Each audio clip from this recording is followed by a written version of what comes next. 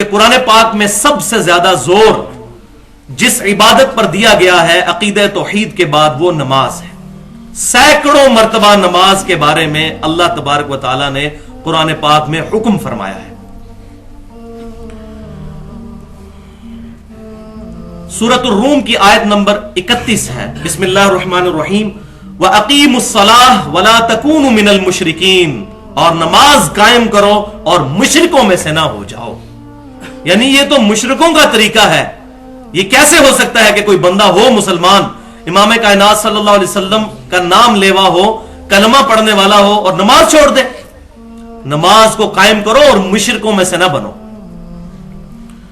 پھر سورۃ المدثر میں اللہ تبارک و تعالی نے آخرت کا ایک منظر جو ہے اس کی نقشہ کشی فرمائی ہے آیت نمبر 43 کے اندر،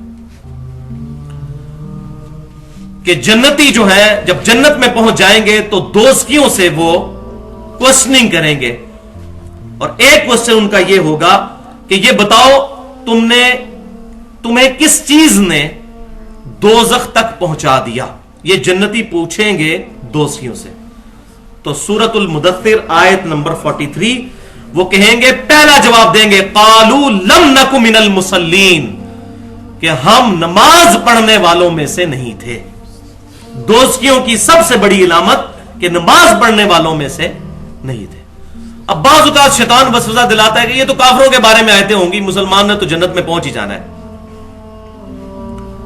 تو یہ بھی مسئلہ ذرا قرآن پاک کی روح سے کلیئر کر لیجئے کہ قرآن پاک میں پرٹیکولر انبیاء کرام علیہ السلام پر ایمان لانے والے جو لوگ ہیں ان کے بارے میں یہ بات آئی ہے کہ وہ نماز کو ضائع کر کے دوزخ تک پہنچیں گے. اور اس کا ثبوت سورہ مریم کی آیت نمبر ہے 59. بسم اللہ الرحمن الرحیم فخلف من بعدہ خلف. تو پھر انبیاء کرام علیہ السلام کے جانے کے بعد ان کے جانشین بنے ایسے لوگ، ناخلف لوگ، اضاعوا الصلاۃ، کہ جنہوں نے نماز ضائع کرنا شروع کر دی، واتبعوا الشہوات، اور انہوں نے خواہشات نفس کی پیروی کرنا شروع کر دی. فسوف یلقون غیا، تو ان قریب ہم انہیں دوزخ کی وادی غی میں داخل کریں گے.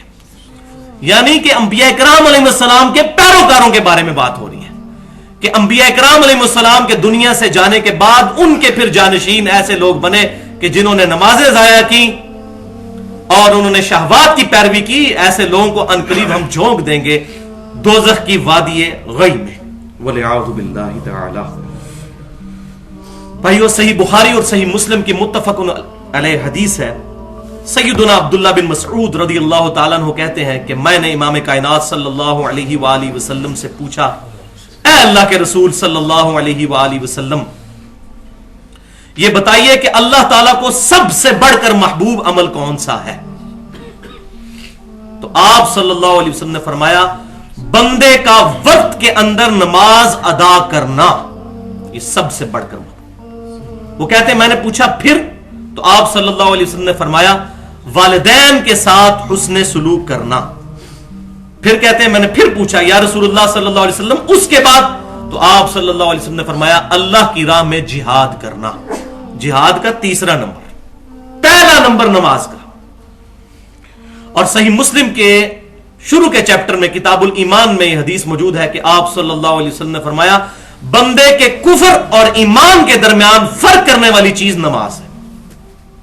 اللہ اللہ خیر صلی اللہ. اگلا مطلب آپ سمجھ لو، اگلا مطلب خود سمجھ لیجئے کہ اس کا کیا بنتا ہے.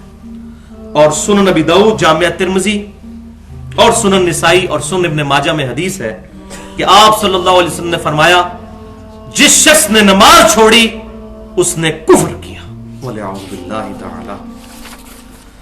اور سنن نبی داؤد میں حدیث ہے کہ قیامت والے دن سب سے پہلا سوال نماز کے بارے میں ہوگا. جس کی نماز درست نکل آئی اس کے اگلے سارے معاملات آسان ہوتے چلے جائیں گے، اور جس کی نماز درست نہ نکلی اس کی اگلی منزلیں مشکل در مشکل ہوتی چلی جائیں گی.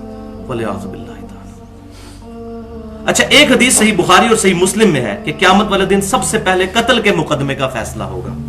تو اس میں آپٹیمل سولوشن یہ ہے کہ حقوق العباد میں سے پہلے قتل کا مقدمہ ڈسکس ہوگا اور حقوق اللہ میں سب سے پہلے نماز ڈسکس ہوگی. اور کیا معاملات خراب ہوں گے؟ وہ مسند امام احمد میں صحیح سند کے ساتھ ہے کہ آپ صلی اللہ علیہ وسلم نے فرمایا کہ نمازی کے لیے قیامت کے دن نماز نور ہوگی، نجات کا سبب ہوگی، اللہ کے حضور اس کے لیے حجت اور دلیل ہوگی.